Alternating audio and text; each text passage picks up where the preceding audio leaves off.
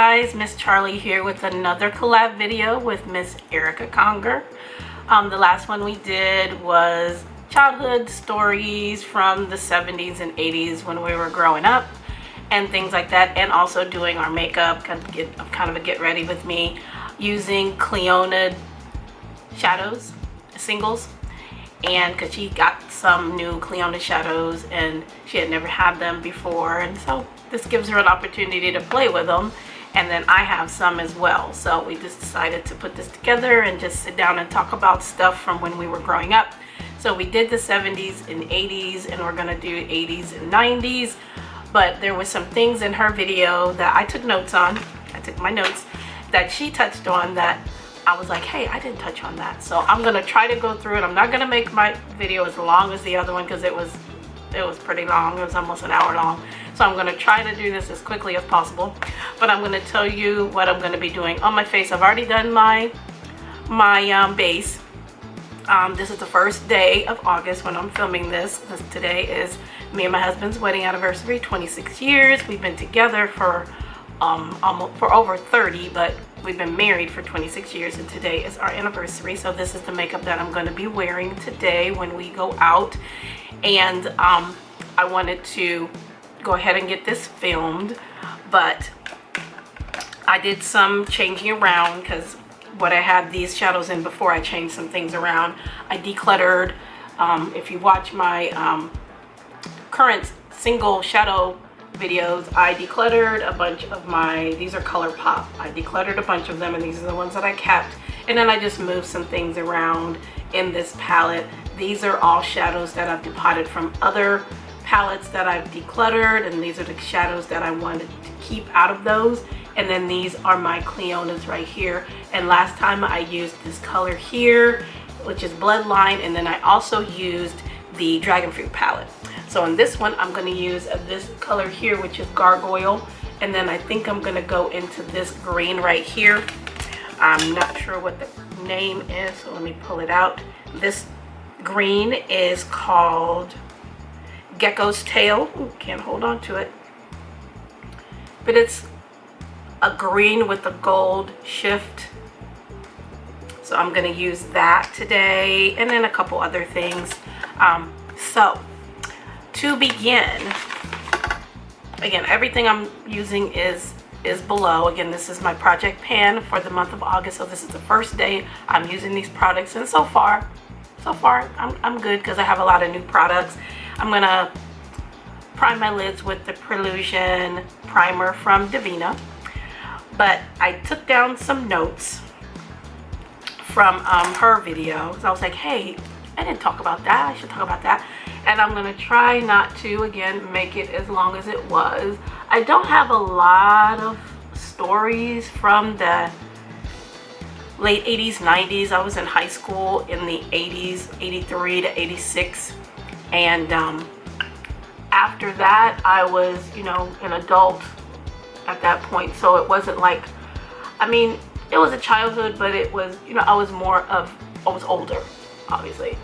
So some of the things that she spoke about in her video, she talked about a babysitter that she really enjoyed. Every time, you know, she had to be babysat, that was the person that she wanted to babysit her, because you know they were fun. They took the time with her. She had a great time with them, things like that.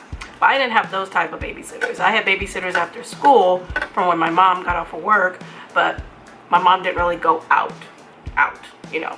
So when she was home, she was home. So I didn't have those type of babysitters, like, oh, I'm going out to the movies, I need somebody to watch my kids or whatever. I didn't have that type of babysitter. But when she was talking about that, I did go to a nursery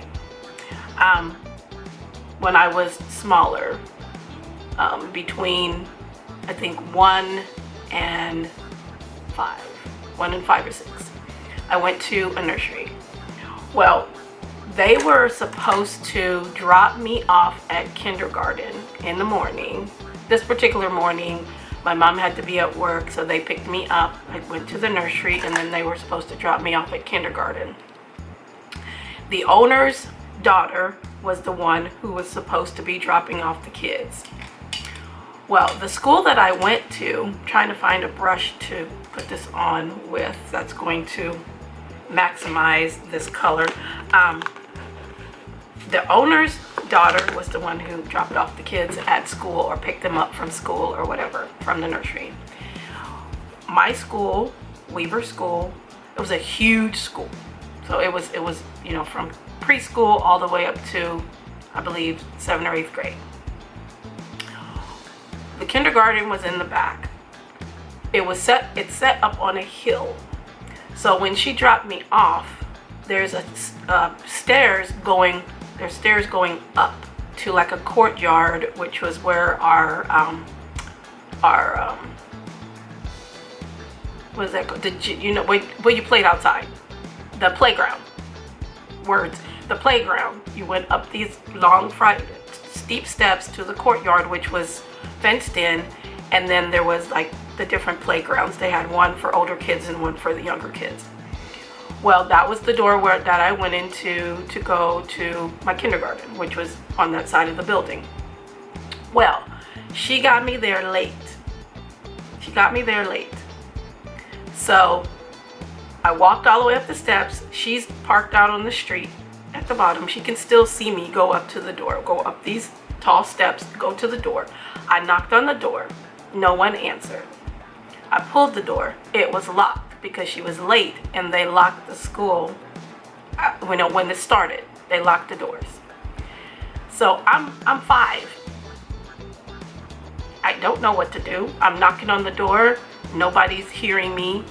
I turn around and she can see me, and I wave at her like, you know, there's nobody answering the door. She thought that was I'm okay to leave. She left. She left me there. I didn't know what to do because the only other way to get in that I knew of was the front. So I walked all the way down those stairs, walked around to the front of the building, and I remember I walked down those stairs, and across the street was a company, and they had like semis coming back and forth, and there was a semi that was coming out of there, and I just waved at him, and he just waved at me. He was probably like, where is this kid going? But I walked around the corner to the front of the school, up the steps, and the doors were locked. I couldn't get in, and I'm like, well, what do I do now? I can't get in. Can't get in. So the only thing I can think of, since I could not get in, was to walk to my mom's work. My mom worked downtown.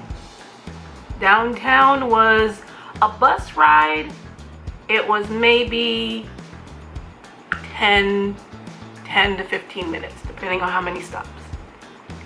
I knew exactly the way it went.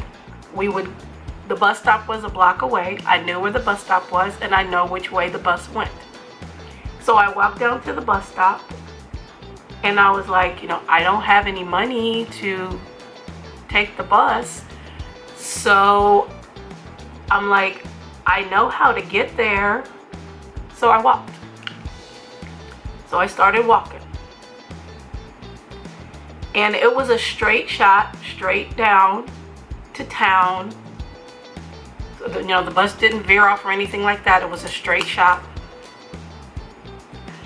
So I walked, and you have to cross this one of the main bridges into town.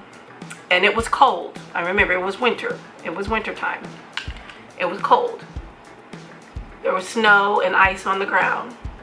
So I walked, and I got to the bridge, and I remember walking across the bridge and looking down, and I could see the river and the ice and the snow on the river.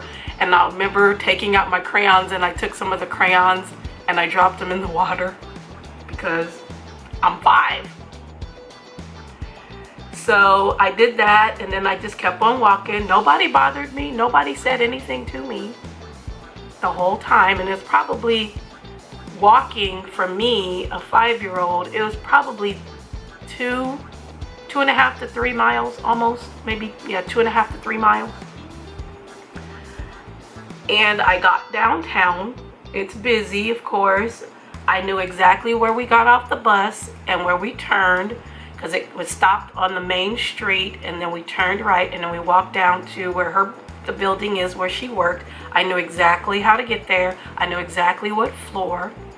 I got there to the building, and at that time they had a guy that would, back in the day, there used to be people that would, you would walk in the elevator and there was somebody in there, elevator operator, and you would tell them what floor and they would press the floor for you.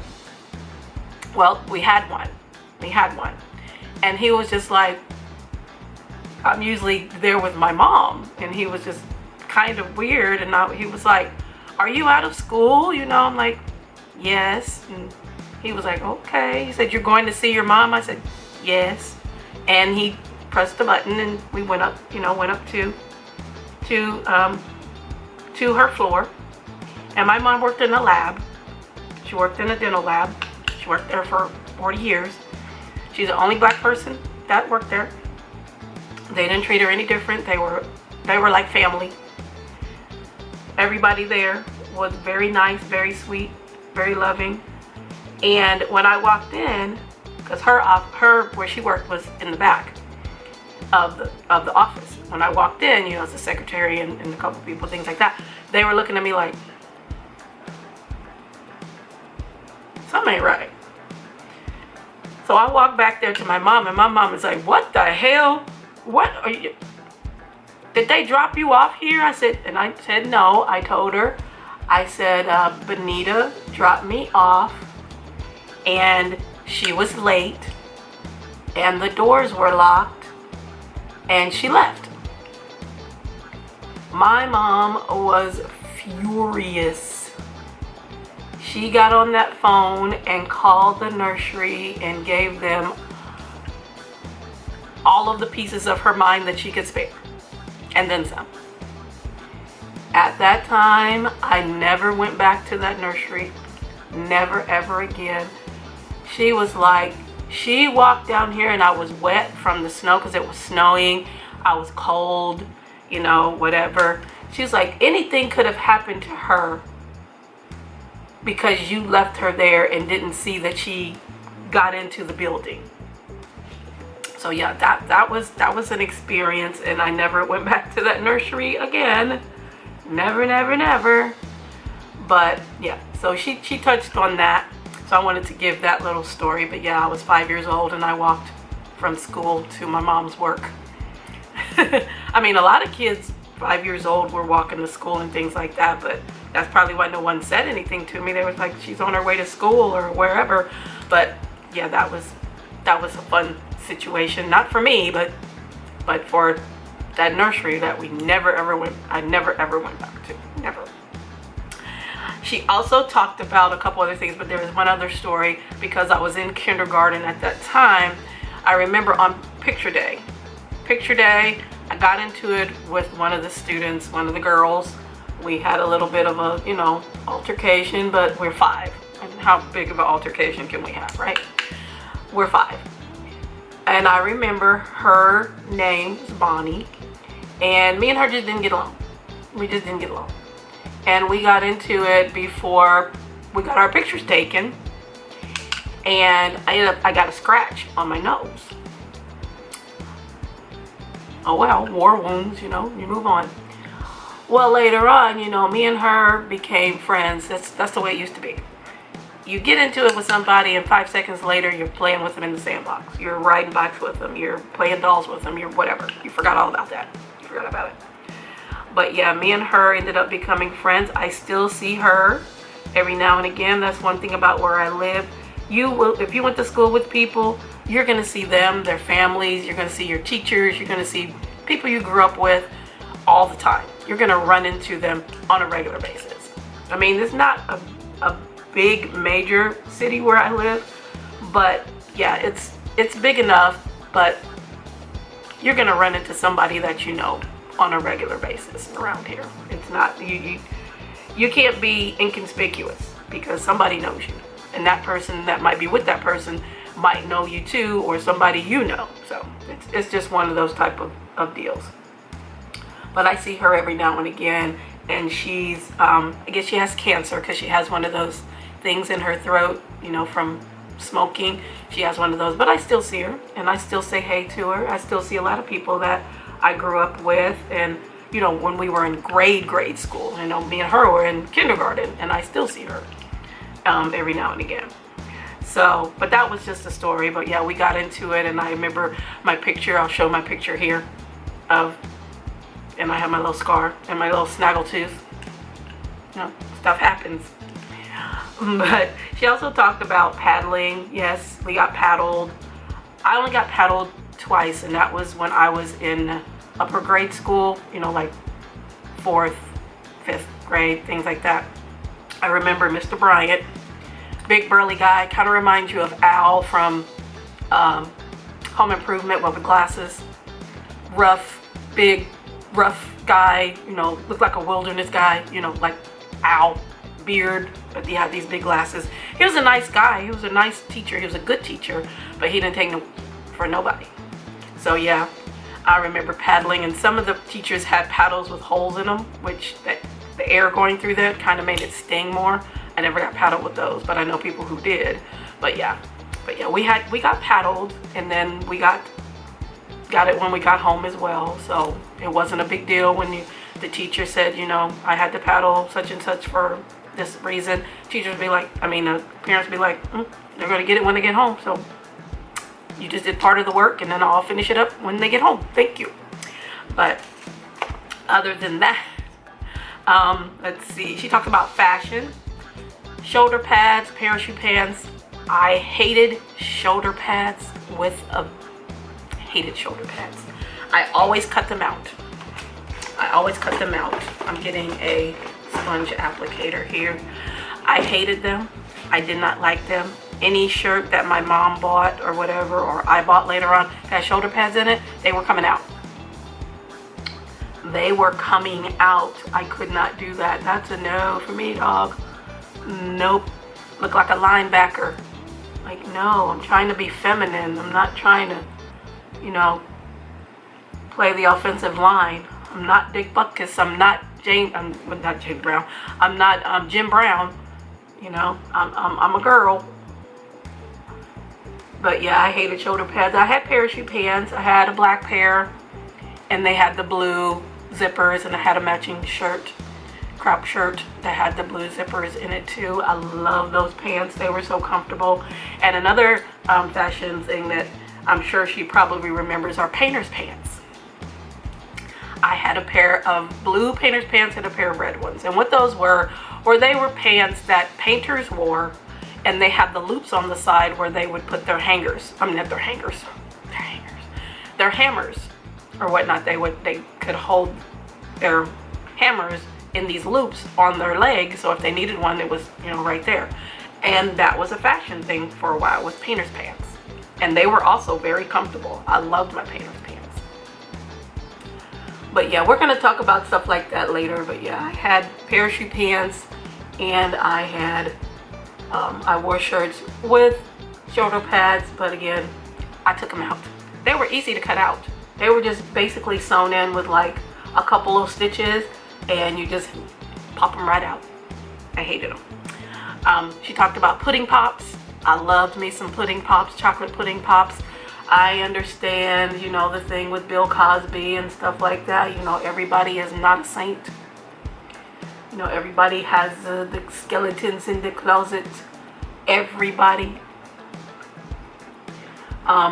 So when, you know, that stuff came out about him, you know, it was heartbreaking, because he was an icon back then. You know, Bill Cosby with his stand-up, and then, you know, his movies, and then his, you know, the Cosby Show and things like that. It was kind of heartbreaking to find those things out. But he was the face of Jello pudding pops, you know, and I loved it. I loved me some pudding pops. It was basically pudding that was frozen, and it was so good.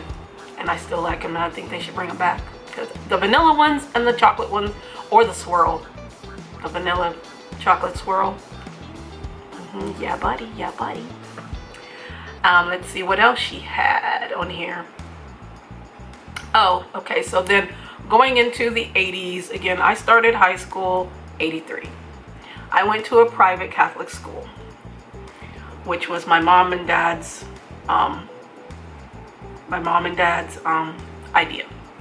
I didn't have a choice. I didn't really care either, because at the time public schools were not that wonderful. So they were like, we don't care, we're going to save our money and whatnot, and you are going to a private school. So I went to a private Catholic school, even though I'm not Catholic, which is fine. You just had to pay more. If you weren't Catholic, the bill was a little bit more. But anyway, I was in band.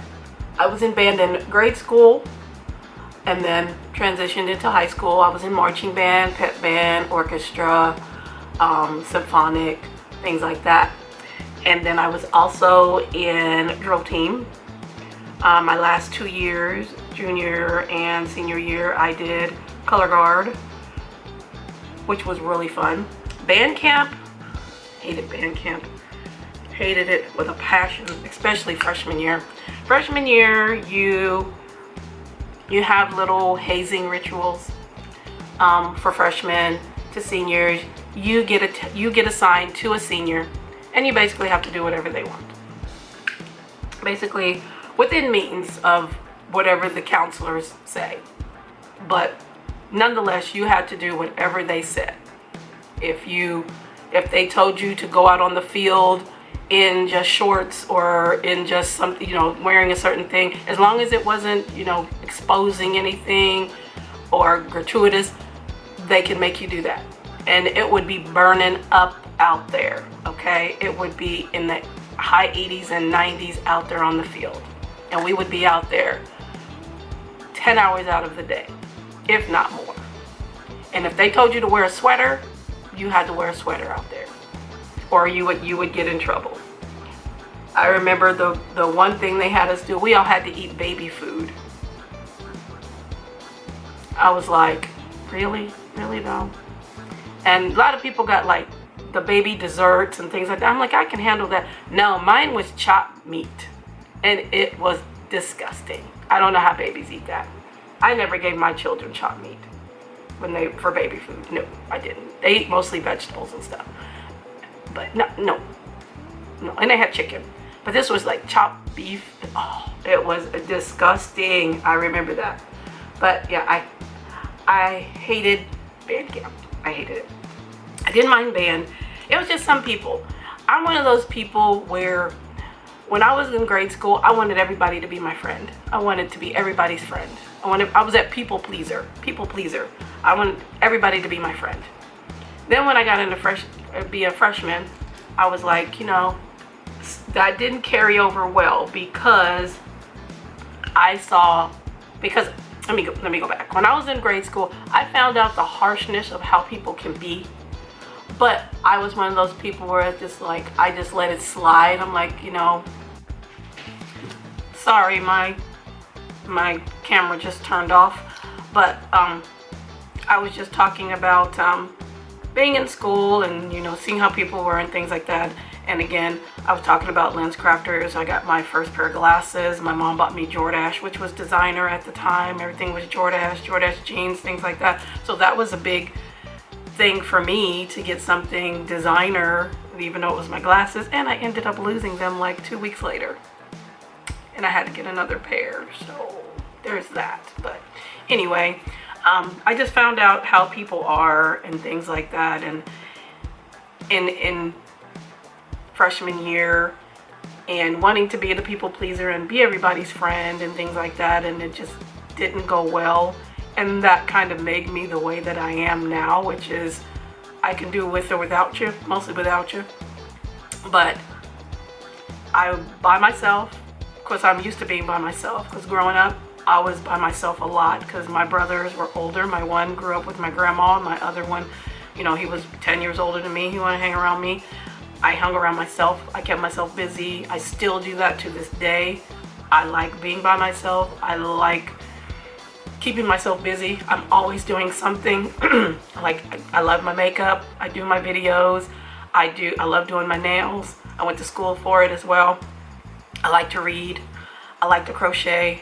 I like to make miniature houses. I like to work in my garden. I like to keep myself busy. I always keep myself busy. I'm never bored because I get bored very, very quickly. And I'm trying to teach my husband these things after almost 30 years. You'd think he would know these things by now. I'm like, you know how I am. And sometimes I just want to be left alone. I like quiet. I'm used to quiet. He's used to chaos. I'm used to quiet. And I just like sometimes just to exist. But I learned how people are, and they only want you for their agenda. Being in band and stuff like that, I knew all the athletes because I was in the band, and I knew especially the football players because we played at the games and stuff. The basketball players, we played at the games and stuff, and I'd have girls coming up to me, oh, can you introduce me to such and such and such? I'm like,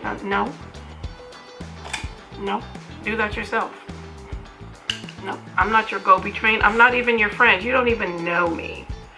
You only know that I know such and such because we might have the same class together, or we might be in study hall together or something like that. Or because, you know, I'm in band, and we most of us, you know, band, we tend to know the athletes. That's the only reason you're talking to me.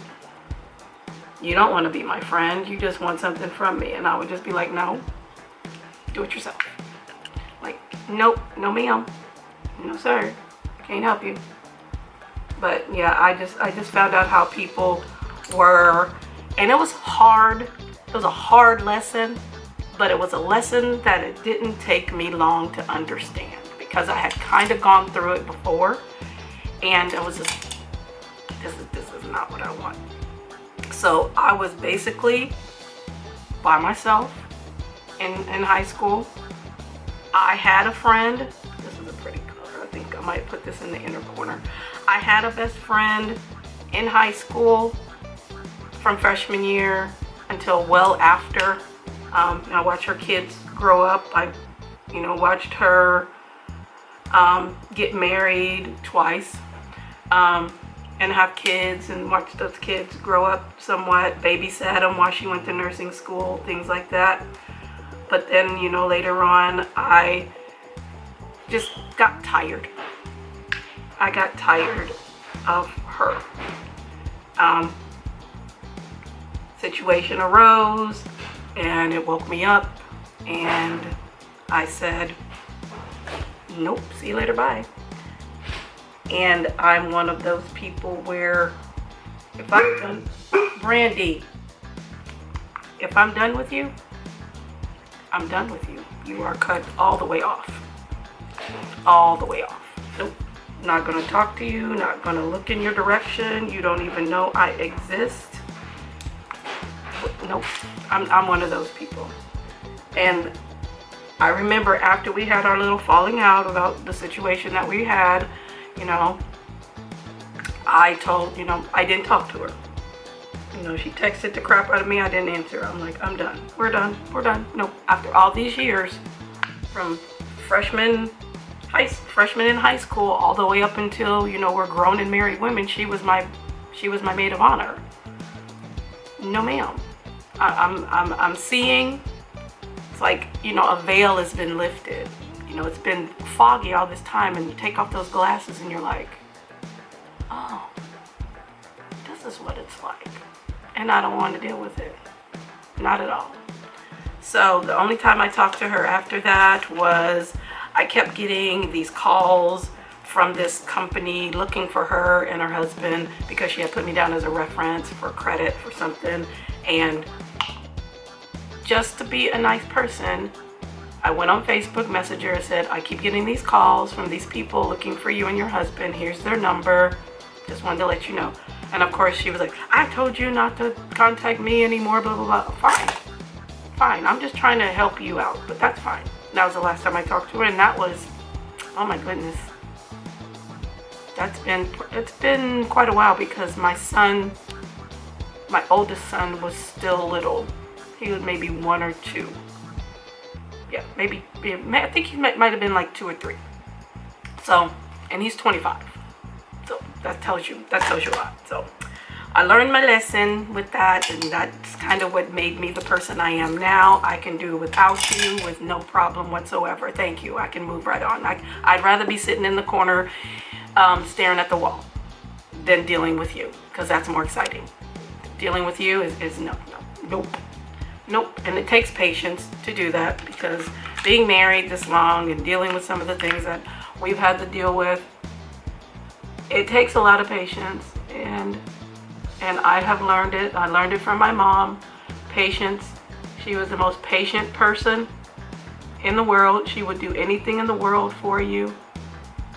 People did her wrong too, and I saw how it hurt her. And you know, later on, you don't think about those things. You know, when your parents say, you know, when you get older, you'll understand. Yeah, I did. I understood. I understood at young age, and I understood even more because it hurts even more as you get older. It hurts even more. But it's all in how you handle it. And yeah, it's really hard. It's really hard. Really hard.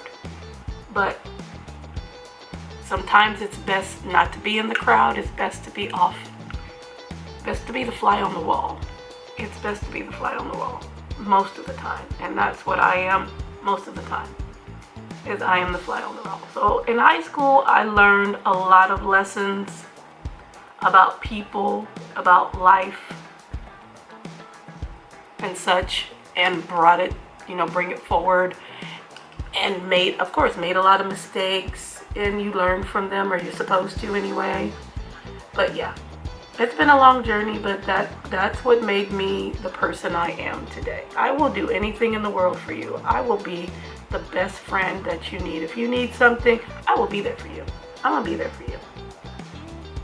You know, because I've had people in my life that were like that, and unfortunately they are no longer with us. And I do have a best friend who I can count on. She's far from me right now. She's not, you know, here anymore. She's in another state.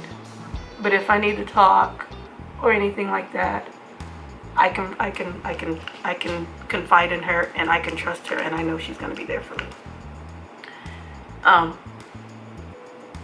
But like Medea says, and I don't know if you like Tyler Perry. I like Tyler Perry's movies because they have a lot of lessons that some of us need to. And sometimes you gotta put your foot up somebody's ass to get these lessons learned, because some people, you tell them and it just rolls off of them like water. Sometimes you gotta put your foot in their ass to drive home certain things, and then later on they might come back and say, you know, I understand what you were talking about. You were absolutely right. And Medea said, you don't need all those leaves on that tree. You don't need all those leaves, all those friends and acquaintances and this and that and the other. You don't need all those leaves. You just need a couple good roots. That's all you need. And that's what I have. I learned that through so many years. So many years. I'm still learning some of that today. But I'm glad that I have what I have, because I have my family. I have my good friend. My husband is also my good friend. I don't need all those leaves. Because all those leaves, you know what they're going to do? They're going to fall. They're going to fall. But you know what those roots are going to do? Stay and keep you stable. Keep you upright. You need roots. You need good roots. Those leaves are going to blow away and fall off. I've learned from that, but yeah, so. But that was just some things, you know, learning in high school, and to this day, lessons and things of that nature about people and how they are. I'm about to move on to something else, something more lighthearted, I guess. I had my first real boyfriend in high school, my junior year. We dated till I think I graduated, and then broke up. That was hard because that was my first real boyfriend, but kind of glad that I did not stay with him, because that was looking back on it, I'm like, no, what were you thinking? But you know, of course we all do that. What were you thinking? But yeah, crazy things in those times, things that don't go on now. And we're gonna do another part of this talking about the music, because the music is totally different from then and now. I prefer some of the older music than to some now, but some music I do enjoy now, but it's not mainstream. I'm not into mainstream music because it doesn't suit me. It doesn't suit me because everything sounds the same to me. It some of the lyrics of some of the songs nowadays, I'm just like, all right, what the hell? Ma'am, if you do not get off, I'm so sorry. Cat's trying to tear down my background. But I like and have been for the last 10 years or more. I am a K-pop fan, and I will always be a K-pop fan, and nothing you can't make me stop. I like K-pop. I like old K-pop, which reminds me of some of the, you know, older music that I listened to growing up, and you know, that's kind of where their influence was. But I love my K-pop. I used to go see K-pop groups. Me and my bestie used to go to Chicago and go to the shows. I haven't been since 2019 when I went to see Blackpink, but I love my music. But lately I have been listening to jazz, hip-hop jazz, which I really like. Oldies from the 40s, the 50s, swing music, I like that as well. Old rock and roll from the 50s, 60s, 70s, and then music all the way up until the 90s, you know, pop and good R&B, things like that. I've been listening to that lately, and it's just makes me want to put on my skates. To say that, I just want to put on my skates, because if you go to the skating rink, you know what I'm talking about. The music, it just makes me want to put on some skates. I'm trying to get my husband to go skating with me, but he's a wall hugger as far as skating goes. But we might go just, you know, for fun. But it just brings back so many memories of childhood and the music and the era and the vibe and things like that, and things we used to watch and things we used to eat and stuff like that. And we're going to get into those to break them down a little bit more. But I think the next one we're going to do is music, maybe food and music, which would be really cool. But I finished doing my eyes while I was texting my husband or whatnot. But again, the look, it's just green, and it's a little bit of duochrome. It's so pretty. Let me bring it in here. Did my lashes with one of my favorite mascaras, which is the Bad Gal Bang. Love it, love it, love it. I don't know if you can see really well here. Trying. You can see that green. I know Erica's favorite color is green, so this is for you, Erica. But it's really cute, really easy, really simple. And then my lip, I'm probably just going to use just a gloss, something really simple and quick, nothing crazy. But I'm going to go put that on, and then I'll be right back. Okay, so I picked out a lip gloss. Since we got the green thing going on, I'm going to pull out the Unearthly Gloss in Predator. It is a duochrome, green, pink. It's so freaking pretty. And I love these components because they look like crystals. I love these components. I'll show you what it looks like. Put it on my hand here. You can see the shift.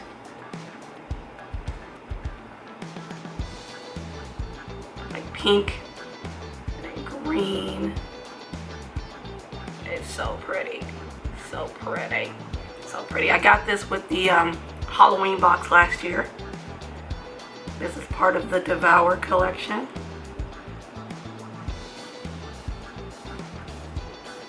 So pretty. The glosses are really nice. They're not too thick. They go on really nicely. They're not gloopy. Not gloppy, and the little tip has a little hole in it, which holds, you know, the product, so you only have to dip in once. But that matches. It doesn't match the red, but that's okay. That's okay. But this is the look that I'm rocking today for my 26th anniversary and the collab with Miss Erica Conger. Please check her out. She will be linked below. Both of our videos will also be linked below. I thank you so much, Miss Erica. You are very much appreciated. I thank you for doing this collab with me, and we will do more. And thank you all for being here and hanging out with us today. Let us know if you are a Gen Xer and were born in the 60s or 70s. I was born in the 60s. She was born in the 70s. My husband was born in the 70s. Let us know your vibe, what you ate, what you dressed like, what you liked, what you didn't like, fun stories. Give me some tea. Give me some tea. I like to talk, as you can tell. Give me some tea so we can talk. But thank you again for being here. Appreciate you all so much. Everything I'm wearing will be listed down below.